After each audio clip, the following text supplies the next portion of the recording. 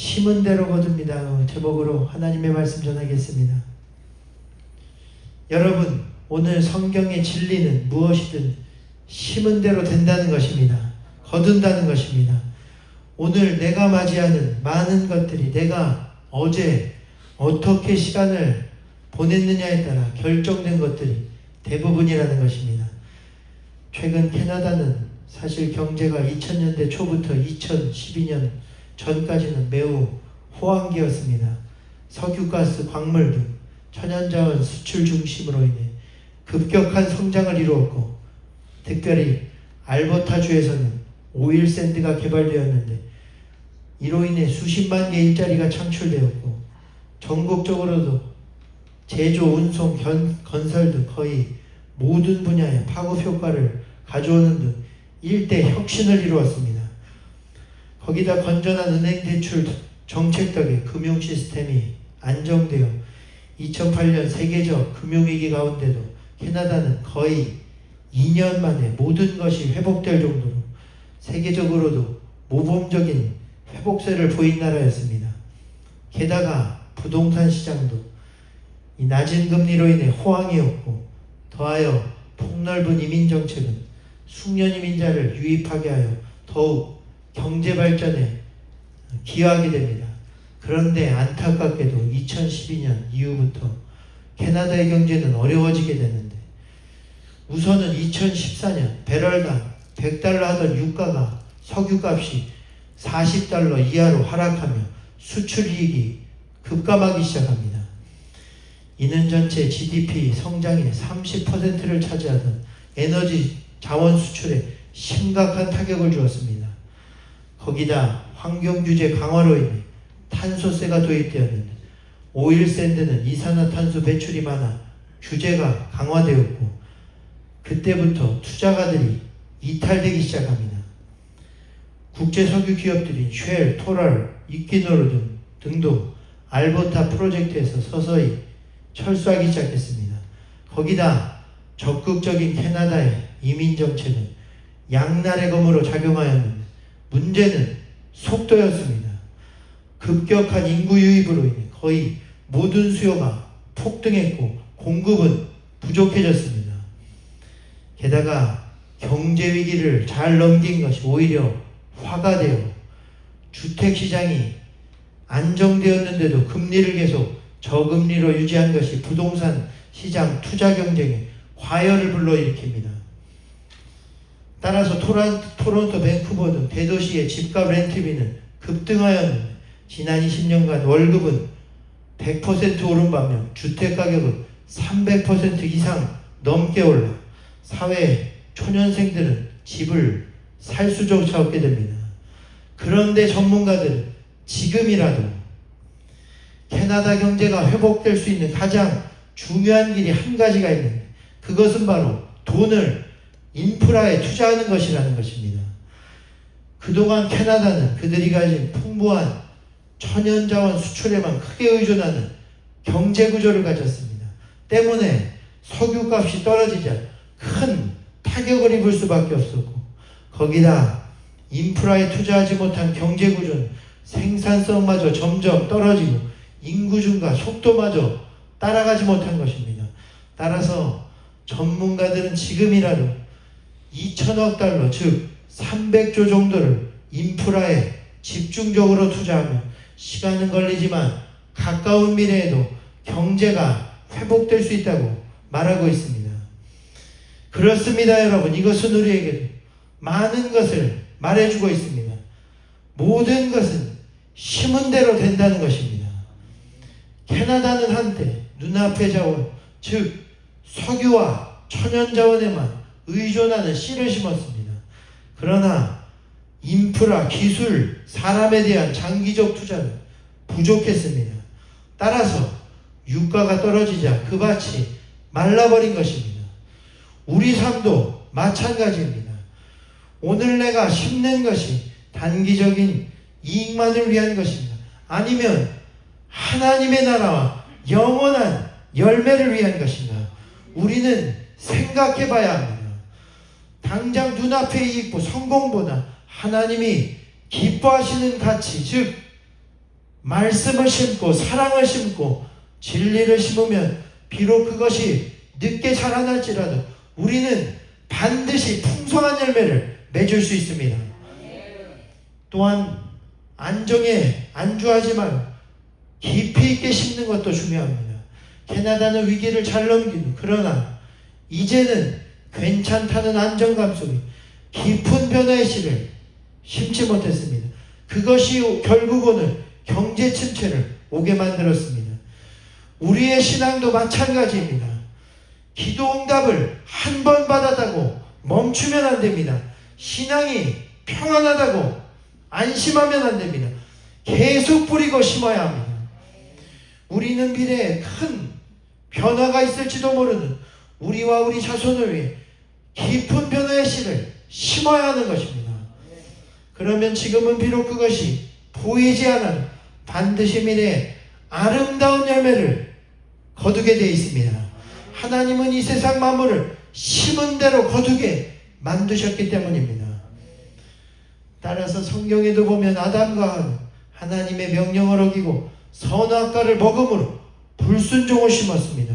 그리고 그랬더니 죽음이라는 열매를 거두게 되었고 에덴 동산에서 쫓겨나는 것을 거두게 됩니다.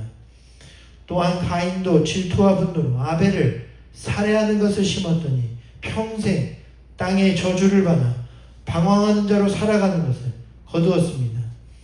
야곱도 아버지를 속여 장자의 축복을 빼앗는 일을 심었더니 그런데 훗날 자기도 외삼촌 라반에게 속아 고생하였는데 속임을 심고 속임을 거두게 된 것입니다. 그러나 반대로 아브라함은 믿음으로 순종하여 고향을 떠났고 이삭까지 바쳐 온전한 순종을 심었습니다. 그랬더니 주님이 놀라운 축복을 거두게 하셨는데 그의 자손이 하늘의 별과 같은 자손으로 번성하는 것을 거두게 하신 것입니다. 또한 요셉도 억울한 고난 속에서도 하나님을 끝까지 신뢰하는 일을 심었습니다. 그랬더니 총리가 되어 형제와 민족을 구원하는 것을 거두게 됩니다. 롯도 마찬가지입니다. 그녀는 시어머니인데도 나오미를 버리지 않고 끝까지 섬기며 충성의 씨를 심습니다. 그랬더니 결국 그 가운데 다윗 왕이 나오고 예수님이 오시게 된 놀라운 구원을 이루게 된 것입니다. 마찬가지로 여러분 우리 인생에도 이 같은 하나님의 법칙이 그대로 적용됩니다. 심은 대로 거두고 많게 심으면 많게 거두고 좋은 것을 심으면 좋은 것이 나게 돼 있는 것입니다. 그러므로 이 시간 오늘 저와 여러분이 여러분과 이 교회와 국가와 가정을 위해 좋은 것을 심기를 주님의 이름으로 축원드립니다. 중요한 것은 우리도 이렇게 축복 속에 살고 있는 것은 누군가 가고 눈물로 뿌려놓은 씨앗에 열매를 거두며 살고 있기 때문이라는 것입니다. 과거 한국인들은 없고 배고파도 산업을 일으키기 위해 부지런히 노력과 희생에 눈물을 심었으며 한국 교인들도 새벽 무렵 교회의 찬바닥에서 뜨거운 눈물의 기도와 희생의 헌신을 뿌리고 심었습니다. 그것이 어느 날 한국 교회의 열매가 되었고 한국의 축복이 되었습니다. 아마 미국도 마찬가지일 것입니다. 지금 우리가 누리는 축복 이전에 눈물로 심었던 선조들의 믿음의 기도와 노력이 있었기 때문에 오늘날 우리가 누리는 은혜가 있게 된 것입니다. 그러므로 이제는 우리가 주의 나라와 이 나라와 교회와 가정을 위해 좋은 것을 심고 뿌려야 합니다. 그것이 이제 우리 미래의 희망의 열매를 맺게 할 것입니다. 오늘 본문에도 보면 스스로 속이지 말라. 하나님은 업신여김을 받지 아니할 것이니 사람이 무엇이로 심든지 그대로 거두리라. 자기의 육체를 그러므로 위하여 심는 자는 육체로부터 썩어질 것을 심고 성령을 위하여 심는 자는 성령으로부터 영생을 거두리라 말씀했습니다. 중요한 것은 여기서 우리가 깨달아야 두 가지가 있다는 사실입니다. 첫째는 지금 내가 거두고 있는 것들이 내가 과거에 심은 것들을 거두는 것임을 깨닫고, 좋은 것이 거둬졌으면 그 일을 기억하고 또다시 좋은 것을 심기 위해 또 노력하고, 그리고 둘째는 그러나만 나쁜 것이 거둬졌어도 실망하지 말고 그것이 왜 내가 잘못된 것을 심었는가 생각하며 이제는 좋은 것을 심기 위해 노력해야 하는 것입니다. 그렇다면 좋은 것은 무엇입니까? 본문에 보면 우리가 선을 행하되 낙심하지 말지니 포기하지 아니하면 때가 이름에 거두리라 말씀했습니다. 여기서 선은, 선한 일은 착한 일을 뛰어넘는 가장 선하신 예수님을 닮는 모습입니다. 예수님처럼 사는 것을 의미합니다.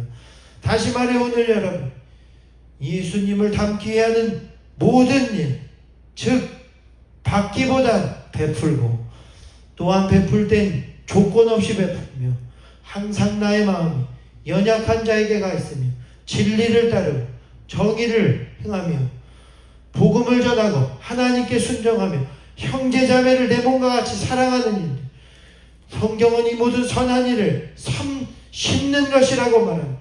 그리고 이러한 선한 일은 그 즉시 보상되진 않은 하나님이 정하실 때 반드시 열매를 맺게 되어 있다는 것입니다. 그러니 선한 일을 포기하지 말라는 것입니다. 그래서 사실 우리는 세상 가운데 선한 일을 심기가 쉽지 않습니다. 왜냐하면 우리가 선한 일을 심을 때는 포기되고 낙심되는 일들이 많기 때문입니다. 그러나 포기하지 않고 심다 보면 반드시 좋은 열매를 맺게 되어 있습니다. 주님이 약속하셨기 때문입니다. 1970년대 미국에서 유학을 마치고 고향 케냐로 돌아온 한 여성 왕가리 마타이는 케냐의 이 숲이 불과 몇 년 만에 크게 훼손된 모습에 깜짝 놀랍니다. 정부가 산업용 경작지를 넓히려고 나무들을 사정없이 벤 탓에 울창했던 숲이 불과 몇 년 만에 상당 부분 사라져버린 것입니다. 그리고 그녀는 숲의 파괴가 그저 자연만 훼손한 것이 아니라 사람들의 삶도 망가뜨린다는 것을 깨닫게 되었습니다. 숲이 사라지자 산사태가 자주 발생했고 생태계가 파괴되었으며 그로 인해 마실 물의 수원, 수맥들도 묻히고 사라졌기 때문입니다. 그리하여 동물들도 먹이가 없이 굶주렸고 결국 사람들마저도 식량 부족으로 인해 빈곤에 허덕이게 됩니다. 그리고 이에 안타까워하던 왕가리 마타이는 드디어 결단하고 1977년 6월 5일 무화과 나무는 7그루의 나무를 심게 되었는데 이것이 전 세계적으로 유명한 바로 그린벨트 운동의 시작입니다. 그러나 사람들은 이 나무를 심는 일이 자신들의 생활과 어떤 관계가 있냐면 그녀를 도와주지 않았습니다. 그래도 그녀는 포기하지 않고 거듭대하며 그들을 설득해 나갑니다. 항상 정부 탓만 하는 그들에게도 불평을 이제는 넘어 행동으로 상황을 개선하자고 호소했습니다. 그녀의 목표는 단순했습니다. 나무를 심고 물을 되찾고 흙을 살리고 가정을 회복하자는 것이었습니다. 그녀는 나무 한 그루를 심는 것은 내 자신과 내 아이들의 미래를 심는 것이다 라고 말하며 사람들을 설득해 나갑니다. 그리고 드디어 마을마다 나무를 심는 6,000개의 공동체를 만든 그녀는 그 무려 30년간 3천만 그루의 나무를 심었으며 2011년 9월 25일 생을 마감하는 그 순간까지 4,500만 그루의 나무를 심어 케냐와 전 세계 그린벨트 운동을 주도하게 된 것입니다. 그리고 그로 인해 케냐는 마침내 땅의 사막화가 중단되었으며 식수가 회복되었고 작물 생산량이 증가하는 사람들의 삶의 질과 생활 경제가 좋아지는 놀라운 일이 일어나게 된 것입니다. 이 일이 그리고 더 놀라운 것은 당시 케냐는 매우 후진국이었고 거기다 아프리카 역사상 가장 부패한 독재 정권이라 불리는 모이 대통령 아래에 있었는데 정부는 그녀의 활동을 숲을 개발하는 정권에 대한 비판으로 간주하여 수차례 체포하고 생명까지 위협하였지만 그녀는 그 가운데 감옥에 수차례 들어가면서도 결코 굴하지 않고 그 일을 이루었다는 사실입니다. 한 번은 시위 도중 경찰에 끌려가 심한 고문과 폭행까지 당했지만 다음 날 그녀는 다시 나무를 심으러 갔습니다. 그녀는 그 후에 그때의 일을 이렇게 회고합니다. 그들은 나를 뿌리채 뽑으려 했지만 나는 나무처럼 더 깊이 뿌리를 내렸다는 것입니다. 이 구절은 훗날 그녀의 자서전 제목 꺾이지 않은 사람의 제목이 되기도 했습니다. 그리고 2004년 왕가리 마타이는 아프리카 여성 최초이자 환경운동가 중 세계 최초로 노벨 평화상을 수상합니다. 노벨위원회는 그녀를 이렇게 평가했습니다. 그녀는 민주주의와 사회발전과 평화를 모두 함께 심은 사람이라는 것입니다. 이처럼 그녀의 운동은 단순한 나무 심기가 아니라 세상 가운데 정의와 평화, 생명과 회복을 심는 운동으로 세계 역사에 길이 남는 운동이 되었습니다. 평소 어릴 때부터 독실한 크리스천이기도 했던 그녀는 여러 인터뷰와 그녀의 책에서 자신의 신앙을 종종 고백하기도 했는데 그녀가 종종 한 말은 하나님은 우리에게 창조 세계를 돌보고 보호할 책임을 맡기셨고 우리가 일어나 행동하기를 원하신다 말하며 날마다 포기하지 않고 나무를 심었다는 것입니다. 그렇습니다. 이 같은 그녀의 삶은 선한 일을 포기하지 않고 심는 자에게 때가 이름에 거둬지게 된다는 오늘의 성경의 말씀을 잘 실천하는 귀한 삶이 되었습니다. 마찬가지로 여러분, 우리도 우리의 가정과 현실에서 심지어 모두가 포기한 것조차도 그곳에서 선한 일을 계속 심고 하다 보면 선한 일이 결국 좋은 열매로 맺어지고 위대한 일이 되어 거둬지게 될 것입니다. 그러므로 오늘 심은 대로 거둔다는 주님의 말씀을 믿고 계속해서 선한 일을 해나가는 저와 여러분이 되시기를 바랍니다. 포기하지 마십시오. 선한 일을 계속 붙들고 해나가십시오. 그리고 마지막으로 중요한 것은 우리가 오늘을 심는 일입니다. 후에는 소용없습니다. 선한 일을 오늘 심어야 합니다. 뿌릴 수 있을 때 뿌리고 심을 수 있을 때 심으십시오. 정현종이라는 시인의 시 중 모든 것이 꽃 봉오리인 것을 이라는 시를 보면 이런 내용이 나옵니다. 나는 가끔 후회한다. 그때 그 일이, 그때 그 사람이, 그때 그 말이, 그때는 왜 보이지 않았을까? 모든 순간이 다 꽃봉오리인 것을. 여기서 시인은 인생을 돌아보며 지나간 일들에 대한 후회를 느낍니다. 그때의 자신이 어떤 것을 놓쳤거나 제대로 보지 못했음을 아쉬워하고 있습니다. 그리고 그 가장 큰 아쉬움은 그때 그 일, 그때 그 사람, 그때 그 말들, 그 모든 순간들이 모두 아직 피진 않았지만 앞으로 아름답게 꽃으로 피어날 꽃 봉오리였음을 깨닫지 못하고 그 순간들을 놓쳤던 일들이라는 것입니다. 그러므로 시인은 독자들에게 우리의 모든 오늘이 내일을 꽃피게 할 씨앗과 꽃 봉오리인 것을 깨닫고 지금 이 순간 힘껏 꽃 봉오리를 꽃 피우라고 말하고 있습니다. 그렇습니다. 하나님은 우리에게 그때가 아닌 오늘이라는 기회를 주셨습니다. 그러므로 우리는 지금 이 순간을 힘을 다해 선한 것을 이루기 위해 심어야 합니다. 주님과 영원한 일을 위해 오늘 심으십시오. 지난주 우리가 첫 EM 예배도 드렸지만 이 일이 우리에게 얼마나 중요한 일인지 모릅니다. 우리가 지금 미래 세대를 위해 할 수 있을 때 심은 것에 대해 주님께 감사하고 있습니다.